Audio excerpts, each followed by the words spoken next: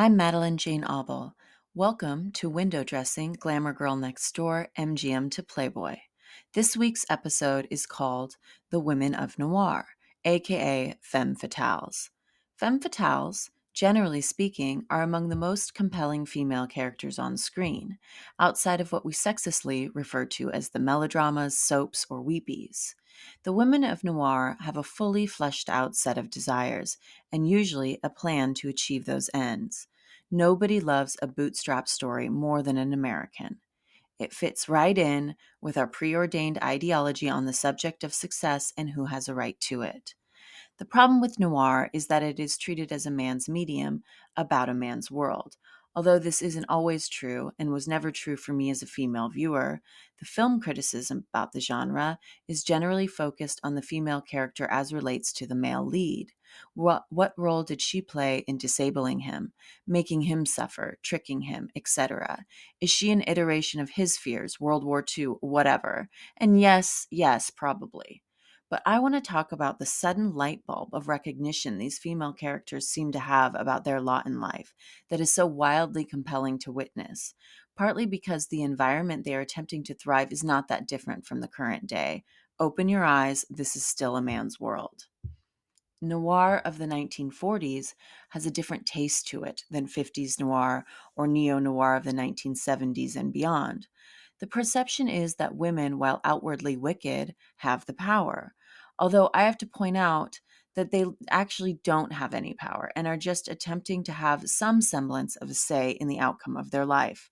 The rules women like Phyllis from Double Indemnity and Stella from Fallen Angel are playing by are set by men, capitalism, and America, the trap of the American dream, and quite honestly, the romance of it ensnares unlucky men and women, always women, especially ones who are unsatisfied with their lot in life and who, like the American dream promised, want to make a better life for themselves. But not being happy with wifedom to a dumb man in a small town is a sin worthy of death in the world of film noir. And quite honestly, just being a woman is dangerous enough in real life. We have ex-boyfriends who harass us, people in authority who pass us over, and strangers who rape and murder us. Sometimes it is the ex-boyfriend who does the raping and murdering. And it is these parallels of the plight of women in noir and real life that make it a satisfying genre to me. The Hays Code ordained punishment of quote unquote bad women feels in line with societal punishment. I'm going to focus on 3 movies this week. Fallen Angel, starring Linda Darnell, will be the first, which I wrote extensively about in my unpublished book, The Look of Things, which infuses memoir and film criticism. The second will be the 1952 Stanwyck noir Clash by Night, and the third is a bit of a wild card, the 2013 film The Canyons, starring Lindsay Lohan and porn star James Dean, spelled D-E-E-N. In addition to spanning multiple decades, we have officially crossed the threshold into auteur films, meaning the time period where the director starts to be the most important element of any discussion around film. I do not ascribe to this belief and for the most part treat the director the same way I treat any other component of filmmaking. Now, in the cases of directors like Hitchcock and Fritz Lang, as we have this week with Lang's Clash by Night, it does matter. These directors obviously have an artistic signature that is worthy of discussion. The Canyons, too, has an auteur with a message, but for my purposes, I am much more concerned with Lindsay Lohan's communique than the director Paul Schrader's. Fallen Angel stars Linda Darnell as a pit stop diner waitress and small-town slut named Stella. Stella is made complicit in a scheme to defraud proper lady June Mills, played by Alice Faye, by a con man and drifter named Eric Stanton, played by Dana Andrews. Eric finds himself in the small seaside town of Walton because he can't afford the full bus fare up to San Francisco. He meets and falls for Stella the night of his arrival at Pop's Diner, the local watering hole and place of Stella's employment. Eric finds he has competition for Stella's affection, including the local law, Mark Judd, played by Charles Bickford. Judd is a retired New York detective who came west for his health and has been making a play for Stella ever since, regardless of the fact that he is a married man. Stella, with her sights on a marriage of her own, casts Judd aside and goes out with Eric. Eric plans to fleece the local widow in order to finance his marriage to Stella, but that plan takes a turn when he marries his Mark to gain access to her safe deposit box. He makes the mistake of telling Stella that he has married June, essentially throwing the home and husband June gets, but Stella doesn't, in her face. Hurt and full of rage, Stella tells him to beat it. She doesn't mess around with married men. Stella winds up dead the night of June and Eric's honeymoon, murdered by her stilted and married part-time lover and local lawman, Mark Judd. Judd heads up the investigation to solve Stella's murder. He sets his sights on Eric. He needs a patsy, and Eric is a good one. Eric, now cured of his love for Stella by the love of a good woman, June, fights for his freedom by nailing the murder on Judd. Eric goes home in victory with his wife June, while Stella literally rots in the ground. Linda Darnell's performance in Fallen Angel as Stella stands as a testament to the powerhouse of a woman Darnell was. She suffered from severe alcoholism and died very young in a house fire, of all things. Her character, Stella, is kicked around metaphorically and physically and ends up the quote-unquote poison pill that almost wrecks a decent woman's life. When I say poison pill, what I mean is the embodiment of all that is wrong, a scapegoat for men's suffering. This is the flip side of the good woman that I talked about last week. It is essentially a Madonna whore archetype, but more than the embodiment of those traits, it is more about the blame / explanation for men's behaviors. The poison pill doesn't just tempt, she destroys men by simply existing. The good woman isn't just good, she heals the hearts of men through her understanding. It's really disgusting, especially when you realize how much of your life has been dictated by which one you are seen as in any given moment. Stella sees through this mess too and vehemently cites and objects to her mistreatment throughout the film. Costumed by Bonnie Cashin, Stella is elevated by her glamour and beauty. Cashin is known for designing for independent women and significantly impacted women's wear in the United States. She was ahead of her time in costuming Darnell true to character, akin to Anne Roth's realism in Clute, which we will definitely get to and talk extensively about in the coming episodes. Cashin combines glamour with cheap frills, creating genuine wearability. Ultimately, Stella is the most memorable character in large part because she is supported by Cashin's designs.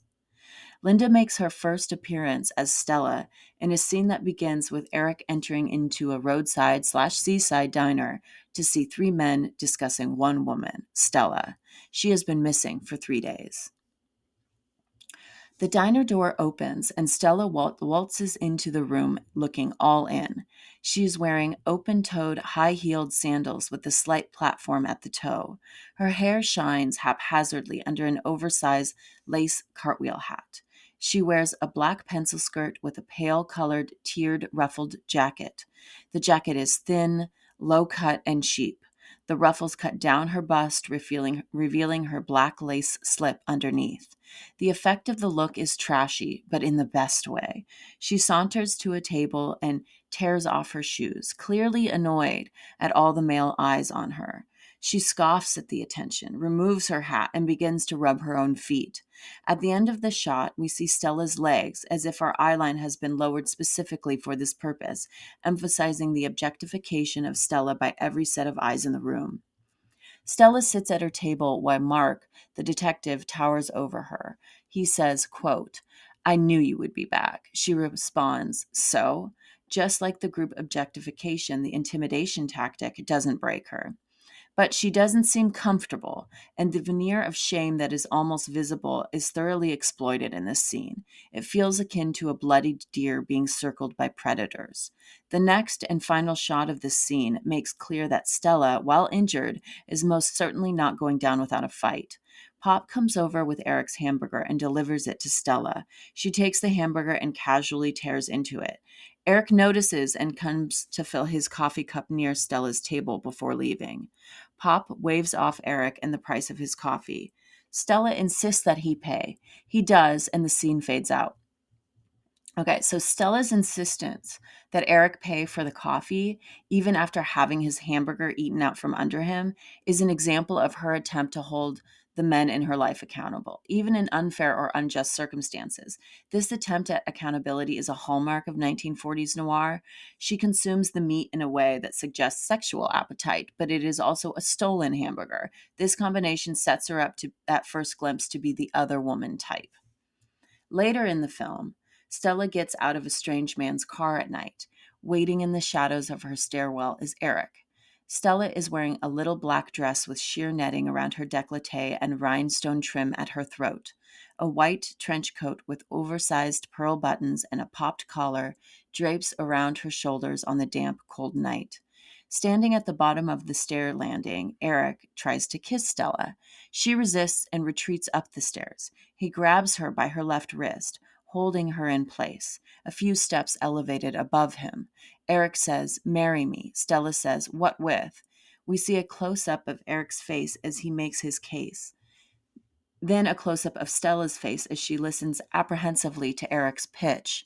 Stella says, "I don't know you." Eric says, "You know one thing, we are going to be married once I get the cash." The couple shakes on their deal, marriage. Once Eric has Stella's hand in his, he pulls her down to his level.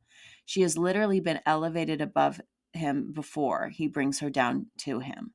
They kiss and the scene fades to black. The elevation awarded to Stella by the staircase creates a Romeo and Juliet almost courtly love feeling. He makes himself small for her, pitches himself to her, and makes a concrete financial promise, which visibly softens Stella's otherwise questioning demeanor. Stella's position is reinforced by the glamour of her outfit, hair, and makeup. She isn't broken down at all here. She is high above him. The kicker, of course, is the kiss. Once the deal is done, Eric uses the seal of that deal as a ploy to physically pull her down. This act perfectly illustrates what their involvement will bring: her death and another woman's humiliation. This scene shows what a femme fatale actually is: a woman who is pulled down by a man and made to be the physical embodiment of that man's failure. She is an acceptable receptacle for this failure because she is a slut. She is poison because she represents the truth of a man's failure and rarely stays quiet about it. Linda does all of this with one word, one look, and rhinestones at her throat. Eat it up. Barbara Stanwyck's character in Fritz Lang's 1952 film Clash by Night, May Doyle, is 10 years Stella's senior and well worn with world weariness. May, like Darnell, wanted out. May did make it out for a time, but ended up back in the small fishing town of Monterey where she fled 10 years prior, with little to no prospects and zero energy left to fight. May refers to home as, quote, "the place you come when you run out of places." She is greeted by her brother Joe, played by Keith Andes, and Joe's girlfriend Peggy, played by Marilyn Monroe in one of her first film roles. Joe lays into May about being a fancy failure, and May says straightly that she did fail.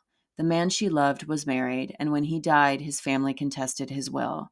Basically, as the other woman, she was left to fend for herself in a world that condones the use and abuse of women like throwaway lollipops. But I digress. May meets Jerry D'Amato, played by Paul Douglas, a friend of her brother's who works on the fishing boats with him. Jerry is dumb but sweet. That is, if you think literally looking the other way and not being able to comprehend things is a nice quality. May ends up marrying the big lug, thinking he will be able to keep her safe, and like Stella, she wants a home. Jerry has a boy-like obsession with his idiot best friend named Earl Pfeiffer, played by Robert Ryan. Jerry insists on bringing him around, and often. May sees through Earl, but given that Earl insists he sees through May, a tryst begins. It turns into a masochistic love affair that ends in nice guy Jerry trying to rape his wife as she is leaving him for Earl. When May first comes to town, she's dressed in big city garb, posing as a lady. White gloves and a sad little white scarf accompanying her morning shot of whiskey and cigarette on her first day in town. By the time May goes out with Jerry, she is wearing a sweater set that is doing its best to make her look like she's at peace with her lot in life. When she is first introduced to Earl by Jerry at the local movie theater where Jerry works as a projectionist, May walks into the small space and sits politely in her sweater set and listens to Earl thrash out woman-hating conversation. It is clear she is attracted to Earl. He is handsome. He looks at her like a piece of meat, and even in her costume of placating knits, Earl treats her like a wild animal. He makes some stupid small talk about how she could be in show business and how his wife is in burlesque, but basically she is a whore. My words, not his. But believe me, his are equally distasteful throughout the film, like in this next exchange. Earl inquires if May liked the picture. May says that, quote, she was beautiful, referring to the actress in the film. Earl responds, quote, what, that celluloid princess? Sometimes I just want to cut her up and make her more interesting. Okay. Full stop. This is one of the things that happens in 1950s noir. It isn't just the odd corrupt cop or an underbelly of slut shaming. It is out and out stating that women would be fun to cut up. This sentiment reminds me of that Leonard Cohen song where he requests that she break her beauty down like she would do for someone she loves. It is a request to relinquish the feminine power in service of the broken male ego, and it is a through line even now. Incels come to mind. And by the way, I love Leonard Cohen, just so nobody gets mad at me. Okay. But Earl isn't supposed to be anything other than what he is, a woman-hating, violent man. The problem is that May's only alternative is Jerry, who not only allows Earl to say that kind of thing without consequence, but actually admires it and thinks Earl is smart. Jerry isn't good, he is just simple, which is what is being offered to May as her best choice. The fact that May is world-weary and wanting more, and the fact that she made her shot and failed leaves her in a very vulnerable position, but one that knowing better gets her nowhere. The next scene I find deeply compelling is when May gives a kind of oratory to her brother's girlfriend, Peggy. Peggy, played by Marilyn Monroe, is emblematic of innocence, youth, and beauty, a version of May before life showed her what the score was. Peggy comes out of the house wearing one of May's party dresses. She spins wildly, bubbling with joy. May is hanging up the washing on the line, which seems to contain a lot of gingham, the fabric of the simple life. In conversation, Peggy says that, quote, all Earl needs is someone to take care of him. May says, quote, I'm tired of looking after men. I want to be looked after. Peggy's response is to ask May if she has ever been in love before. Annoyed at her naivety and misunderstanding, May says, now at a fever pitch, quote, confidence. I want a man to give me confidence. Somebody to fight off the blizzards and the floods. Somebody to beat off the world when it tries to swallow you whole. This speech of May's is said with such conviction from a woman who clearly is sick to death of what has been allotted to her. Her rage is touching even now in 2023 because her statements ring true. I'm tired too, tired of taking care of men who never do anything substantive to support me, being brushed off and disregarded by those I loved or idolized, per the deal as my role as lowly woman. Later, we will see how Tara, Lindsay Lohan's character in the 2013 film The Canyons, is equally exhausted. But first, spousal rape, or as normal people call it, just rape. In one of the later scenes of the film, May is going to leave Jerry for Earl. Why would May leave good guy Jerry for woman-hating Earl? Her reasoning makes sense to me, but I'm having a really hard time articulating why she would do this other than to present this next scene as evidence. May, dressed in a tied-at-the-navel blouse and a daytime, fun-looking polka dot skirt, sits down at the table. Earl begins to beg May to come back, espousing his ability to forgive. Blah, blah, blah. May, the only one capable of carrying the weight of reality, says it is no good and she is leaving tonight with Earl and has come to change. She gets up as he pulls her back. She goes into the bedroom and shuts the door behind her. After a beat, Jerry goes into the bedroom. May is sitting at her vanity, half-dressed, wearing a slip and a skirt. Jerry starts saying he is going to sell his fishing boat so they can go away together. May has her head down, listening to the desperation in Jerry's voice. When she looks up, there are tears in her eyes. But May immediately sees what is in Jerry's eyes, and it is lust for his half-dressed whore of a wife, May.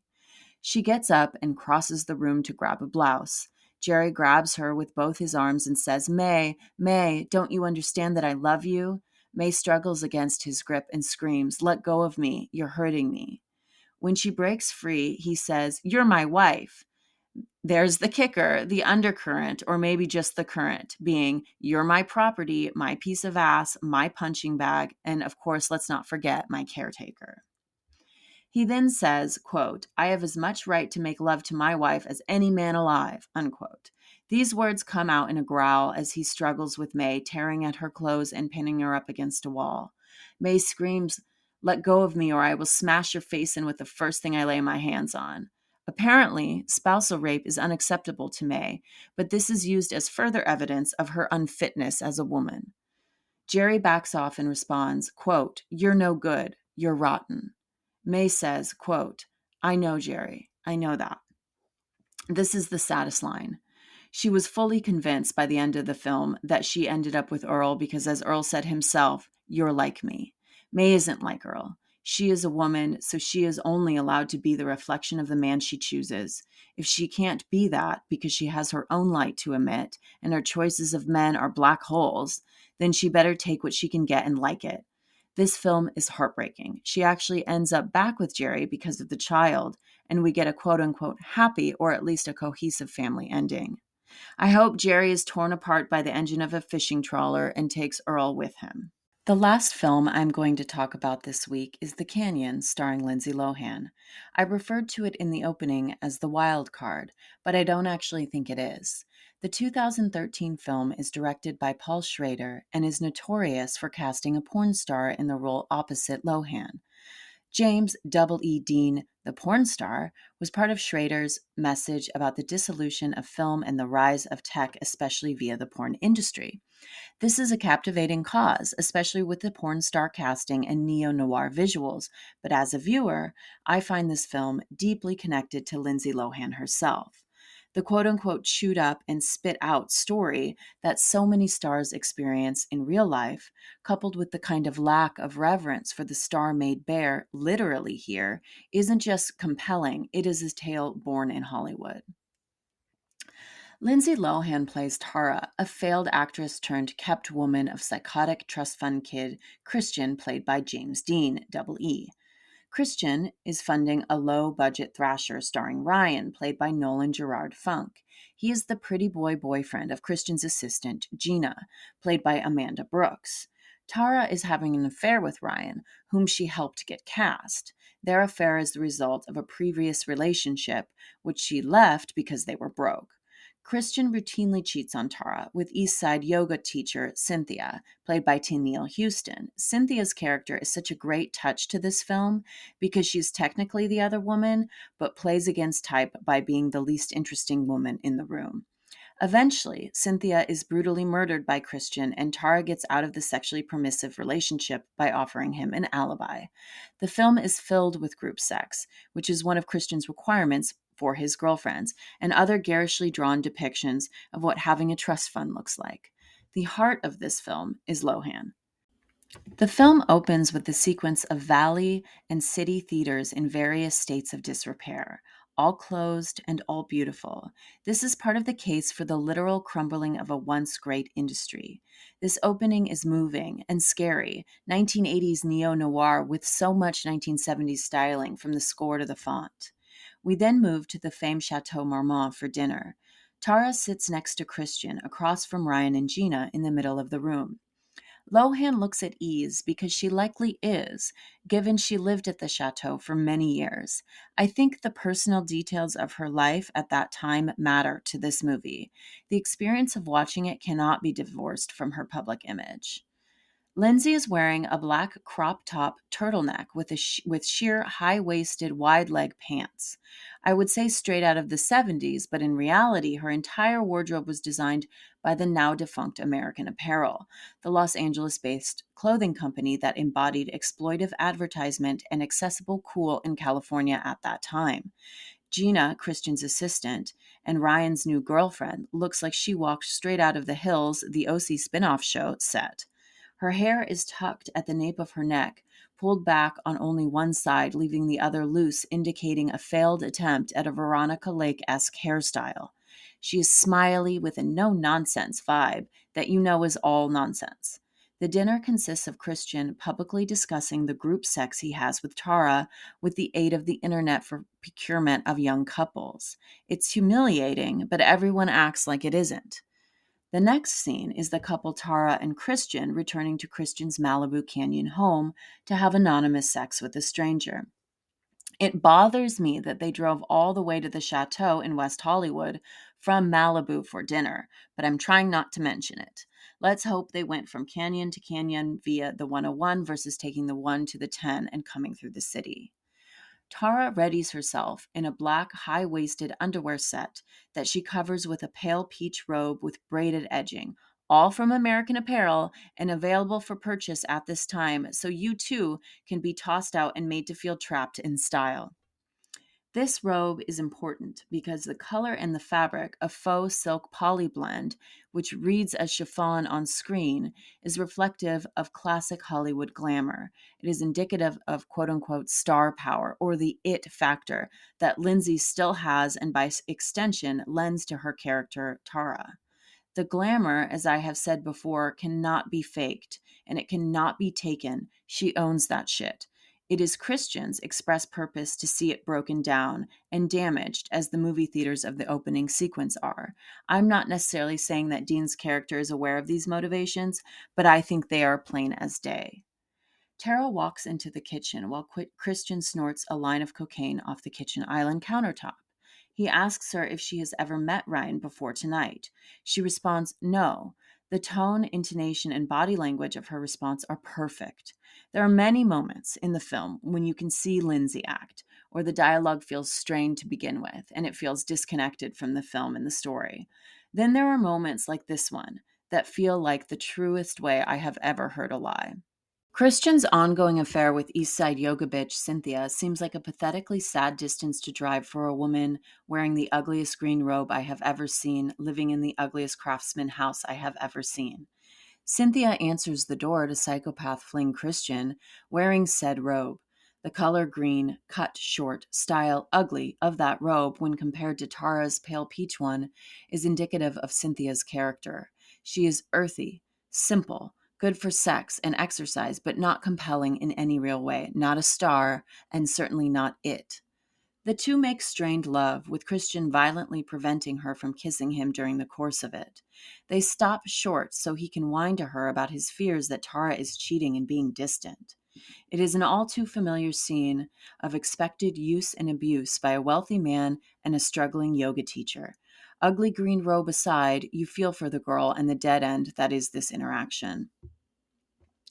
Much later in the film, Christian discovers through Cynthia, as orchestrated by Ryan, that Tara is in fact cheating on him with Ryan. After a night of group sex, Tara wakes to discover her cell phone is missing. She walks over to the landline wearing a plain white slip, similar to Stanwyck's in the attempted rape scene in Clash by Night, and she uses the landline to call her cell and discovers that it is in the Art Deco bedside table. As soon as she reaches for it, Christian, who is still sleeping in bed, wakes and grabs her by the arm. In an instant, he is up and screaming in her face as she cowers on the floor. He says, quote, "I know about you and Ryan, you lying bitch," unquote. He violently drags her up by the arm. She is terrified and in instant tears. He then pushes her back down and says, quote, "I'm going to beat the shit out of you." He pushes her back, and it looks like she hits her head on the corner of the bedside table. It looks real. She says, quote, "Oh shit." She cries, and the scene ends with her screaming, "Jesus," with her hand to her face. It all looks very fucking real.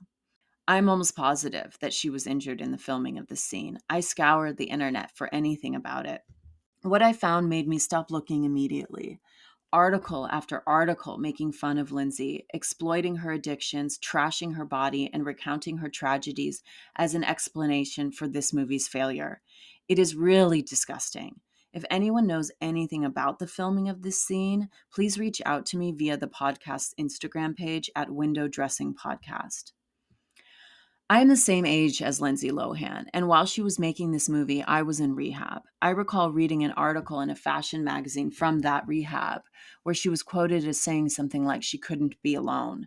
I remember really resonating with that statement at that time. As a woman who was made to feel broken, worthless, and scared, I honestly think we have made a femme fatale out of a wounded woman.